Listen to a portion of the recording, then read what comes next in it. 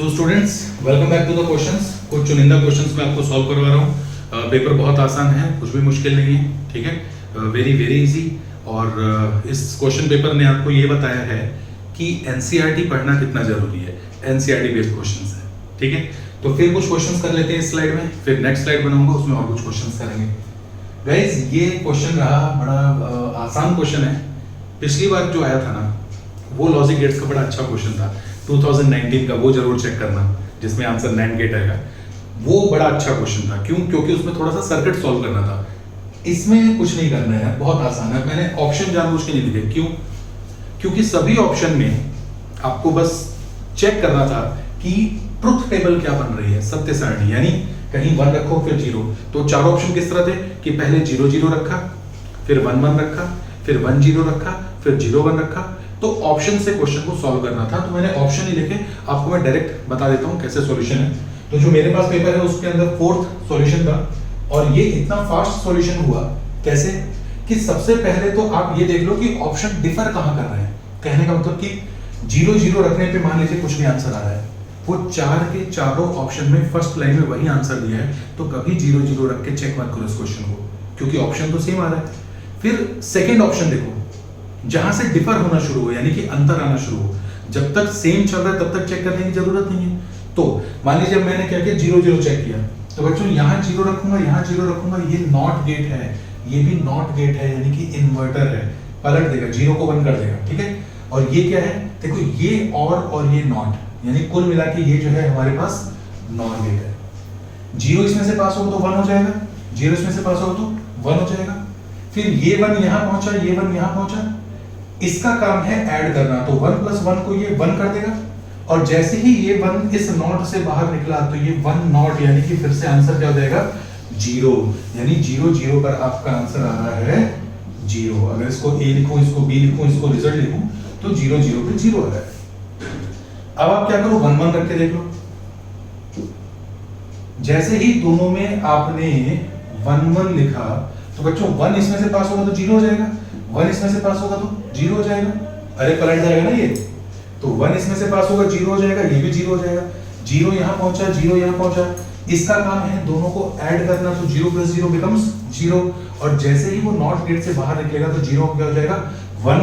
यानी प्यारे बच्चों 1 1 पे क्या आ रहा है, 1, ठीक है।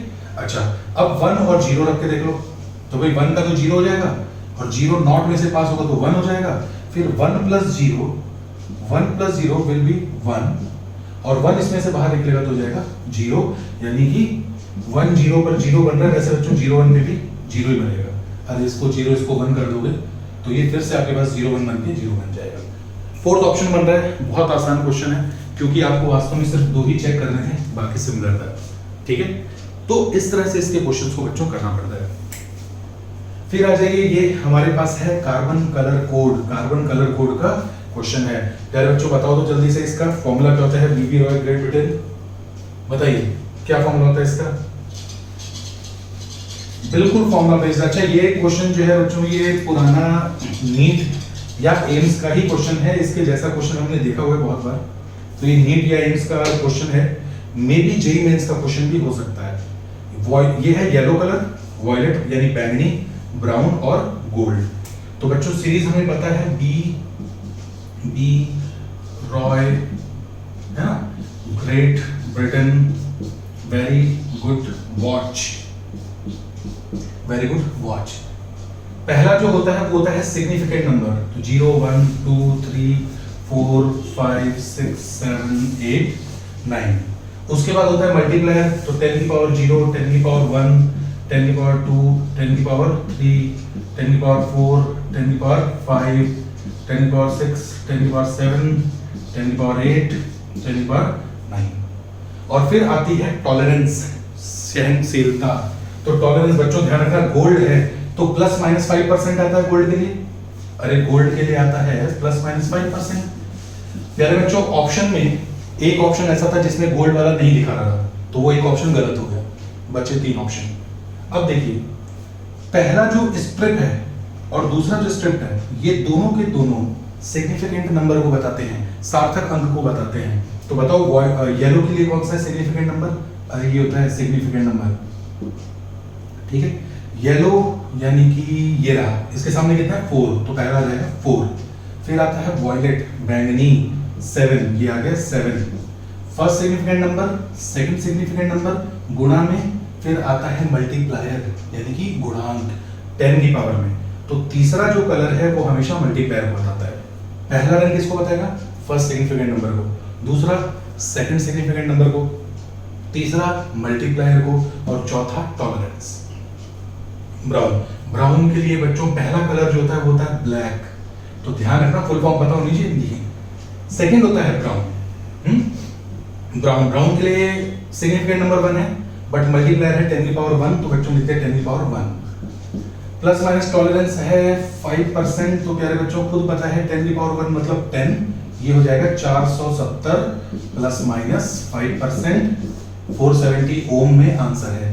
तो जो 3 ऑप्शन है उनमें से एक ऑप्शन, 4 ऑप्शन में से एक तो पहले ही गलत हो गया। क्यों? क्योंकि वो गोल्ड वाला शो नहीं कर रहा है। बचे हुए 3 ऑप्शन में से एक ऑप्शन किलो ओम में था, तो 470 किलो ओम का मतलब नहीं है। दूसरा ऑप्शन 4.7 बना रहा था, तो 4.7 की भी जरूरत नहीं है। जो ऑप्शन बच गया वो यही था 470 ओम प्लस माइनस 5%। ये भी आसान क्वेश्चन है, करंट इलेक्ट्रिसिटी में से बहुत आसान क्वेश्चन है बच्चों, इजी टू सॉल्व। ठीक है, फटाफट बात कीजिए इस पे। अरे ये एनसीईआरटी का क्वेश्चन है बच्चों, एनसीईआरटी का क्वेश्चन है, variation in resistivity and temperature for copper, यानी कि जो एक मेटल है, मेटल यानी धातु, धातु के लिए रो और टी में ग्राफ कैसा बनेगा बताइए। अगर सेमीकंडक्टर होता तो ये सही होता, अगर सेमीकंडक्टर होता तो, मगर मेटल है, अरे कॉपर धातु है ना, तांबा, तो तांबे के लिए कैसा बनता है भाई? देखिए मेरे हिसाब से प्योर लीनियर तो नहीं बनता है, इस तरह का ग्राफ बनता है। अगर एनसीईआरटी आप चेक करें तो ये ग्राफ होना चाहिए, तो मेरे हिसाब से ये आंसर है। आप क्रॉस चेक बाद में जरूर कीजिएगा, ठीक है। तो ये हमारे पास हो गया। अच्छा, उसके बाद में फिर देखिए ये है हमारा ग्रेविटेशन से क्वेश्चन, ठीक है। अच्छा, ये वाले का समझ में आ गया ना एक्सप्लेनेशन बच्चों? अगर मेटल में टेम्परेचर बढ़ाओगे तो रेजिस्टिविटी बढ़ेगी, ठीक है। बस इसमें ये चेक करना है कि ग्राफ क्या ये सही है, ये सही है। एनसीईआरटी क्रॉस चेक करना, मेरे हिसाब से ये आंसर आएगा। ये ग्रेविटेशन से क्वेश्चन है। ग्रेविटेशन से हमेशा आसान क्वेश्चन आए, बहुत आसान आए हैं, रिपीट टाइप ऑफ क्वेश्चन। थोड़ा सा क्वेश्चन को मैंने शॉर्टकट में लिखा है। A body weighs 72 newton on the surface of the earth. पृथ्वी की सतह पर एक वस्तु है, उसका जो भार है वो 72 न्यूटन है, ठीक है। What is gravitational force on it at height h is equal to r/2, यानी कि जो अर्थ, अच्छा यहाँ r रेडियस है, मैंने क्वेश्चन को शॉर्टकट बनाया थोड़ा सा। तो अगर सरफेस से r/2 हाइट पे चले जाएंगे तो r/2 हाइट पे चले जाएंगे तो जो है वहां पर फोर्स जो है वो कितना हो जाएगा, ये है हमारे पास क्वेश्चन, ठीक है। तो बच्चों देखो, फोर्स पूछा है तो घबराना नहीं कि भाई हम तो सर फोर्स पढ़ के नहीं, हम तो स्मॉल जी पढ़ के गए हैं ना, कि what will be acceleration due to gravity at this particular height.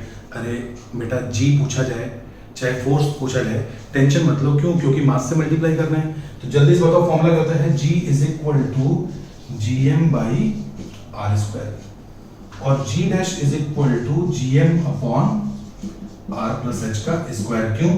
अरे हाइट पर G बदल जाता है, छोटी मोटी हाइट हो तो फर्क मत रखना। वेरी स्मॉल हाइट के लिए क्या लगता है? 1 माइनस 2H बाई R, ध्यान रखना फॉर्मूला। पर ये छोटी मोटी हाइट नहीं है। क्यों? क्योंकि अर्थ रेडियस के 50% ऊपर गया है, तो छोटी हाइट नहीं है ना। अरे 6400 किलोमीटर बच्चों, तो उसका आधा 3200, तो 3200 छोटी हाइट नहीं है ना।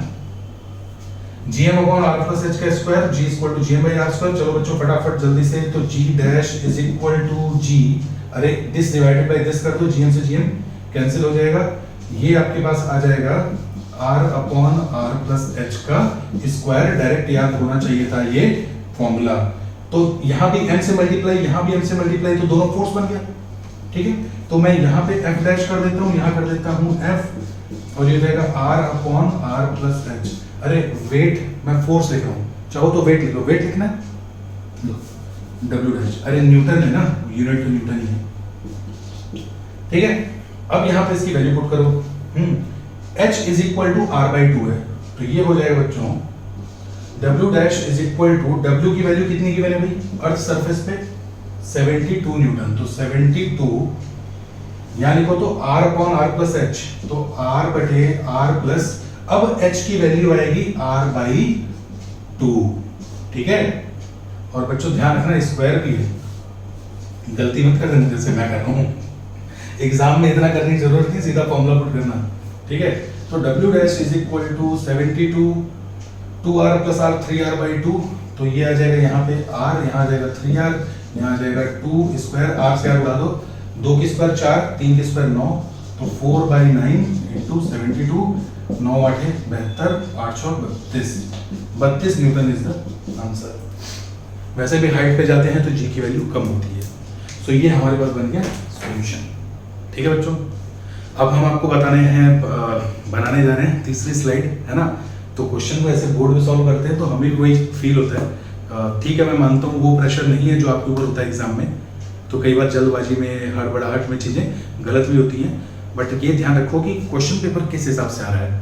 अब नीट का पैटर्न जो है वो एनसीईआरटी पैटर्न हो चुका है पूरा, तो अब कोई बहुत तूफानी आपको प्रिपरेशन की जरूरत नहीं है, ठीक है। तो अगली स्लाइड में लाते हैं कुछ और क्वेश्चन। इन क्वेश्चन में कोई डाउट हो तो आप कमेंट बॉक्स में जरूर लिखिए। Thank you.